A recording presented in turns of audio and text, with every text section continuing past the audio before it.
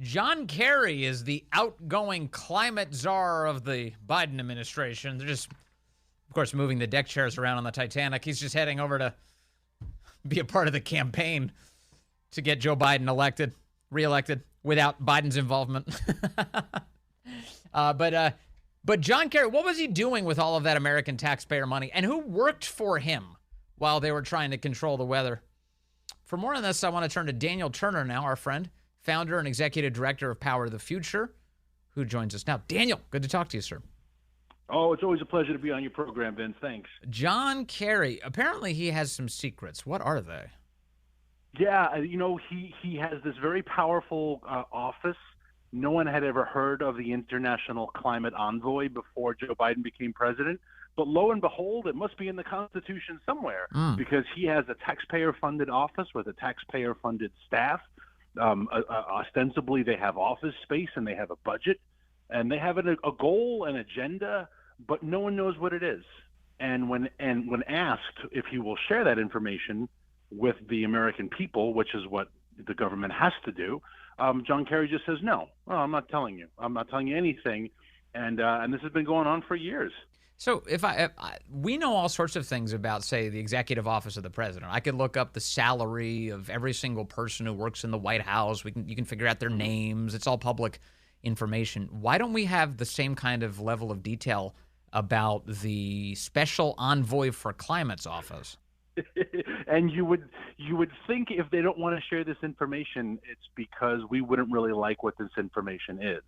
But yeah, there is no executive privilege here, which is what he has exerted. And I understand that certain offices, Christopher Wray probably being the biggest example and maybe the biggest abuser, there are certain offices that do have classified information and confidential information. But John Kerry is not a CIA operative, right? And this is not national security. And he's not the president who can invoke executive privilege to cover up this information. Exactly. And we have all felt the effects of this green agenda. We're going on 3 years now of Joe Biden's green agenda. And look at your food prices. Look at your utility prices. Look at war in the Middle East, right? Everything is related to energy. But the biggest problem the biggest issue on voters' minds is the economy and inflation and the cost of goods. And that's all driven by energy. So here's the guy who's making the international energy agenda, and no one knows what it is. So it seems pretty important to know who's working in this office or has been and how much money we've been giving them. In particular, because this seems like the kind of office that is ripe for immense political corruption. If your office is dedicated to destroying American energy and advancing the interests of the leftist green movement, which of course also enriches China to a great extent, if those are your interests, boy, the types of people who work in that office, they've got to be a real murderer's row of crony capitalists here. Oh, absolutely. And look how many hundreds of billions of dollars we have doled out for climate initiatives. And Joe Biden brags about it. We call it investing, but it's just taxpayer giveaway for wind and solar and EVs and nonsense. But who's lobbying the John Kerry office for this information? What meetings are they having?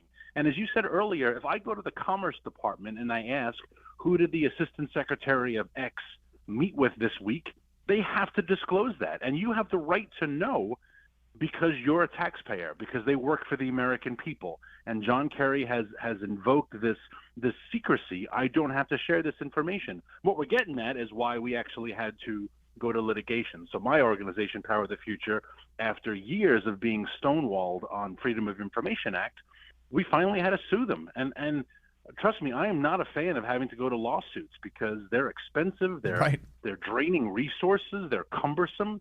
But John Kerry is not allowed to just say, I don't want to tell you what I'm doing, and you have no right to know what I'm doing. So litigation's our only recourse. So is John Kerry's position that he's above the law?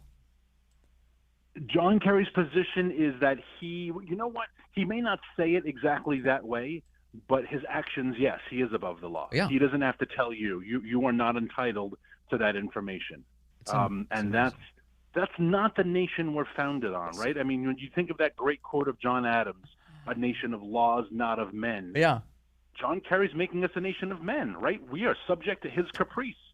Totally. bans, Totally. Yeah, now we have an EV van because John Kerry has willed it so, and that's not the way our government's supposed to function. And isn't this the most typical thing too? Like, we always talk about, how it's not hypocrisy, it's hierarchy. The left's behavior here is like John Kerry gets executive privilege, but Donald Trump, the former president of the United States, is not entitled to any. Exactly. And, I tweeted this a little while ago. If Trump is to win in November, I asked if he could make me the fossil fuel czar in January. And I guarantee you, if I am made the fossil fuel czar, I am not appearing before Congress. I'm not disclosing my staff. Give me unlimited money, unlimited budget. Give me the full authority of the government. And let's see if the New York Times is curious. Right? Yeah. Let's see if the Washington Post is like, hey, what is Daniel Turner doing all day as the fossil fuel czar? The response is going to be pound sand, because John Kerry has now set the rules. Yeah, that's right. We could Yeah. hide the nuclear football with you. That's where everything stays secret, right there in the climate / when you take over the fossil fuel czar office. Exactly, right? And the only thing that will be different is that I will definitely be using private jets. And I will be proud of how many private jets I use. But, where's John Kerry? What was he doing those 3 weeks he was in Dubai, right? Or he was at the World Economic Forum at the beginning of this year. That's key. What did he do? Who was he meeting with? I want to know about every Exactly. meeting. I want to know every meeting. Give me every name, who paid for dinner, all of that. I'd love to know every detail. And that's how it works. This is something that Lloyd Austin discovered apparently recently, which is your personal life is gone. If you want to be a federal official who has immense power over the lives of American citizens, we are entitled to know the nitty-gritty about your life, including when you're incapacitated because of some surgery or hospitalization. Yep, we get to know about that. And especially when you're conducting business on our dime, supposedly in our interest, we should get to know every last detail about it. Yeah, and aren't you just tired of the obfuscation of the green movement, right? The Inflation Reduction Act, they called it, but then you find out it's a climate bill. You hear all these stories, we're not banning gas stoves. Karine Jean-Pierre will laugh until they come out. Gas stove bans, right? The green movement has to constantly lie. They have to do sleight of hand. It's not that. Oh, it's something else. Heck, if you're following the Michael Mann, Mark Stein trial going on this week about the famous hockey stick, it's all about deception. It's all about half-truths and misguiding the American people. And John Kerry's just contributing to that. If there is climate skepticism, it's because people in the world like John Kerry have created that culture that we don't trust what they're saying. We don't trust their numbers.